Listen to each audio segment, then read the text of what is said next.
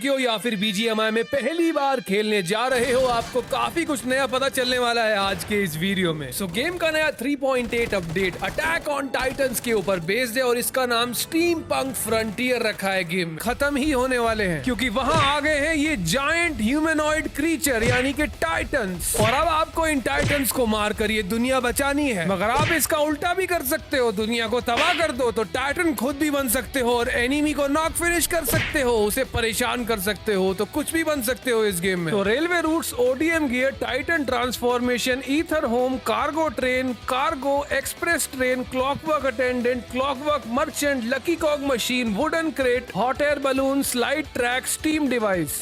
मगर सबसे पहले जिन्हें नहीं पता ये है ओडीएम गियर, इस मोड का सबसे खतरनाक हथियार जिसको एनिमी के ऊपर अटैक करने के लिए तो इस्तेमाल कर ही सकते हो और यहाँ से वहाँ फ्लाई करने के लिए भी इसका इस्तेमाल हो सकता है, तो भी कोई फायर नहीं कर सकता। एक्स्ट्रा टायर, गाड़ी हो जाए पंचर या बाइक हो जाए पंचर तो गाड़ी का टायर बदल लो, शॉप में से खरीद लो या फिर कहीं से भी पड़ा हुआ मिलता है। ड्राइवर सीट फायरिंग, बाइक की ड्राइवर सीट पे से भी अब बैठ कर गोलियां चलाओ, नॉक हो जाएंगे। फिर नया अटैचमेंट हैवी स्टॉक हर उस गन में लग सकता है, जहाँ पहले टैक्स स्टॉक लगता था तो अब दोनों में से कोई भी लगा सकते हो। अब कर दो और इंस्टेंट रिकॉल ले लो। वैसे इतना ही नहीं है, और भी बहुत सारी क्रेजी चीजें हैं जो लोग इस गेम के अंदर अब कर रहे हैं अपडेट में। कुछ इस तरह से यहाँ आ जा रहे हैं स्टेशन पर और बंदों को निशाना बना रहे हैं, तो यहाँ काफी ज्यादा कैंपिंग स्पॉट्स हैं। जैसे कि ट्रेन हब में आने के बाद यहाँ क्लॉकवर्क अटेंडेंट के पास बैठने के बाद आसानी से बंदों को निशाना बना सकते हैं, क्योंकि बहुत लोग ट्रेन से ट्रेवल कर रहे होते हैं, आ जा रहे होते हैं, जो कि यहाँ के मेन इवेंट एरिया में है, जो लिफ्ट एक बार क्लोज होने के बाद दोबारा खुलती नहीं है। तो बंदे कुछ इस तरह से नेट यूज कर रहे हैं और अंदर बंदों को नॉक कर दे रहे हैं। तो ठीक इसी वजह से लिफ्ट के अंदर जाना बहुत रिस्की है, तो यहाँ स्मोक वगैरह कर लेना है, अच्छी तरह से चेक कर लेना, क्योंकि एक बार यहाँ नॉक हो गए तो रिवाइव होने का कोई चांस नहीं है। जितने भी बंदे अंदर है सब नॉक हो जाएंगे और उसके बाद ऊपर वो रिवाइव भी नहीं हो सकते, तरीका ही नहीं है। तो ठीक इस तरह से विंडो से उतरते बंदों को भी नॉक किया जा सकता है। फिर मेन इवेंट पर ही अटैक टाइटन सीरम मिलता है। तो गेम में है 2 टाइटन सीरम, एक है टाइटन सीरम, दूसरा है अटैक टाइटन सीरम, जिसका अनाउंसमेंट पूरे मैच में होता है।